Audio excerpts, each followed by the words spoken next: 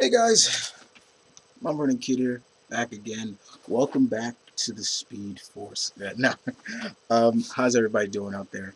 Um, well, the fastest man alive has returned after a little bit of a hiatus, and this is the 15th episode of season one, called Out of Time.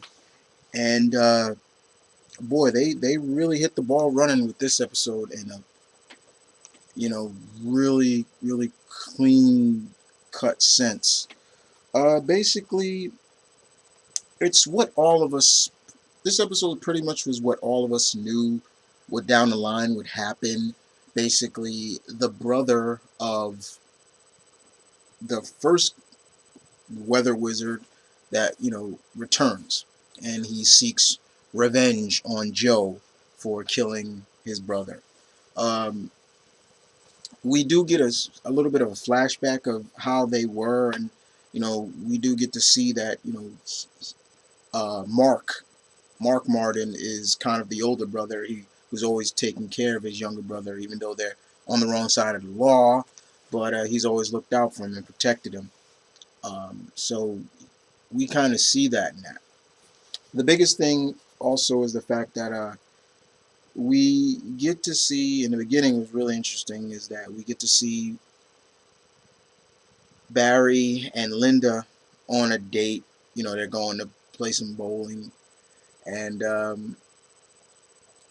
you know, dun dun dun, enters Iris and Eddie, and it it was like too much of a coincidence, like they're there, but you can clearly see that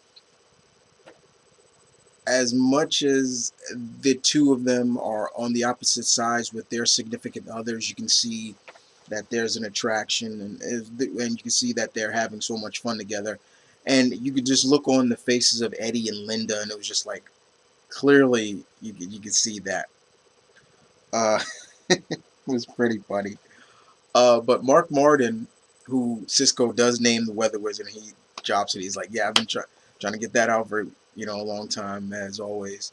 And he does come after Joe. He comes after him a couple of times. I mean, there was one time he nearly struck Joe with lightning. Luckily, Barry was in the car with him. He literally even showed up at Central City PD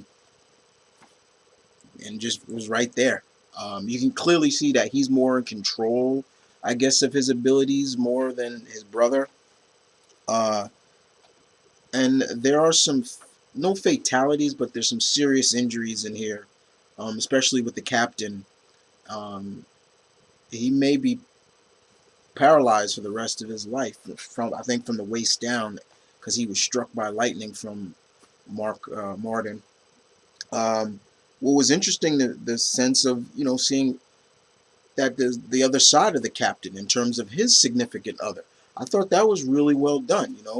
Um, yeah, find out the captain is gay. It was like, whoa, okay, that was interesting. I enjoyed that. I'm like, yo, okay, that's cool. Um, but it's still on the case of trying to find Martin. Joe's taking this really personal. He's things like that. He's it's getting into his head, like he's got to take this guy down. He knows how he thinks. He's got to do this. Bam, bam, bam. Things like that. Eddie even comes out and tells Iris that I didn't like how things went down with you and Barry, and I don't like it. Blah blah blah. And you can see it starting to get to Eddie. But also on the subplot of it is what's going on with Dr. Wells, um, and the fact that Iris's colleague is really getting in deep and trying to figure out who Wells is and what happened to a certain individual that Wells saw, but nobody's ever seen again. I'm not going to spoil who that is if you haven't seen the episode. Um, and it starts to get more in deep for Cisco too, because he starts to put two and two together of everything that went down when they first supposedly trapped the man in the yellow suit or the reverse flash, and Cisco finds out some stuff, and it was very, very, very serious. It was so bad to the point that Cisco had to tell Caitlin to keep Dr. Wells busy for a while.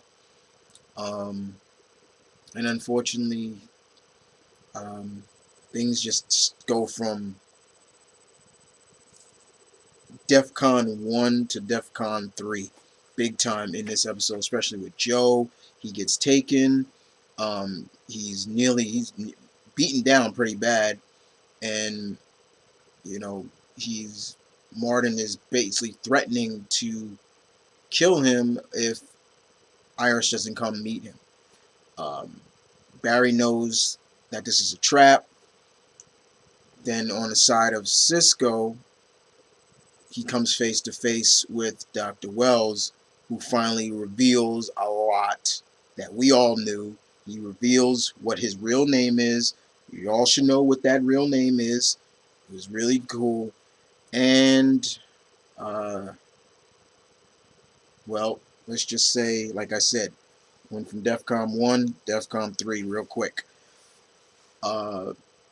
What was also cool was to see Martin he basically created a damn tidal wave that was going to hit the whole city. And Barry had to run around the city, basically creating like a wind tunnel to block it. It was really cool. He started to move so fast. We started to finally start to see him picking up his speed, and he's pushing himself. He's pushing himself. You see him. He's running around the city, and you just see it on his face. He's like, ah! And then all of a sudden, boom! He breaks pretty much, I guess, a sound barrier, or I should say, even worse, he broke you know what. And it's to that point we see Barry is back in time to when Mark first arrived in the city. And right there it was just like, ooh, okay, here it is. But yes, literally, guys, you can see that the pieces are stacked. The other thing I want to talk about is also the fact, which I left out for a purpose because I wanted to leave it for the end, is the fact that Barry revealed his identity to Iris. Um, Now, I've been reading online and especially on Facebook, but some of my friends, they're saying that I don't think that was a good idea. That was too quick. Why'd they do that? Yada, yada, yada. But in this sense, I don't mind it because it was life or death for Joe. And, Barry did kind of give his promise that he would save Joe. However, on par with some of that, I think throughout the entire first season so far, too many people are knowing Barry's identity. And I think that's going to come back and bite him very soon. That's just me. But I did enjoy this episode. Like I said, they hit the cylinder running real quick. It was like they hit the throttle and put that thing in an overdrive, and they're just like, okay, no more pulling punches no more. And seeing what happened to Cisco was, whoa. But technically, we know he's not going to, like I said, don't want to ruin it for anybody. But I did enjoy this episode. I can't wait to the next episode, which is episode 16. I think that's when the Rogues come back, which will air on my birthday, the 24th. So that'll be a good birthday present for me. But other than that, this episode of Flash was really good. I did enjoy it. Nothing really too much to complain about.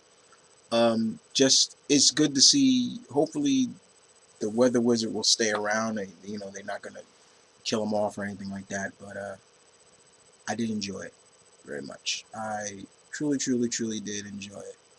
But you can clearly see that, look, it's destined. It's destiny that's gonna, we all know Iris and Barry are gonna get together. No question about it. But other than that, ladies and gentlemen, you guys tell me, what did you think about this episode of The Flash? Did you like it? Did you hate it? Do you think they're rushing the relationship between Barry and Iris too fast? Do you think it was wise to see you show Barry show his identity to Iris? Um, how did you like? Did you feel it was cool that Cisco was the one that found out about Dr. Wells' secret? Things like that. Give me your input, ladies and gentlemen. And other than that, this is Mom Vernon Kid saying peace, one love, stay tuned, keep it real. I'll see you next time in the Speed Force. Take care.